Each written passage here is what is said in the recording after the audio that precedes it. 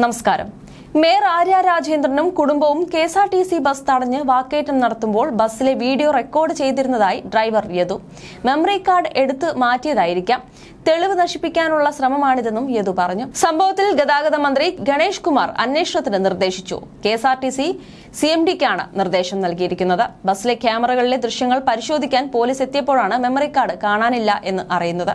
Thampanoor ഡിപ്പോയിലാണ് police പരിശോധനയ്ക്കെത്തിയത്. തർക്കമുണ്ടായ ബസ്സിൽ 3 ക്യാമറകളാണ് ഉണ്ടായിരുന്നത്. Driver അശ്ലീലാംഗ്യം കാണിച്ചു എന്ന മേയറുടെ ആരോപണമടക്കം തെളിയിക്കപ്പെടണമെങ്കിൽ മെമ്മറി കാർഡ് പരിശോധിക്കേണ്ടതുണ്ട്. എന്നാൽ മെമ്മറി കാർഡ് ഇല്ലാത്തതിനാൽ ഇതിൽ പ്രതിസന്ധി ഉണ്ടാവും. പാളയത്ത് വെച്ച് കെഎസ്ആർടിസി ബസ് തടഞ്ഞ മേയറും ഭർത്താവ് സച്ചിൻ ദേവ് MLAയും കുടുംബാംഗങ്ങളും ആക്രോശത്തിന് പിന്തുണച്ച് CPM നേരത്തെ രംഗത്തെത്തിയിരുന്നു.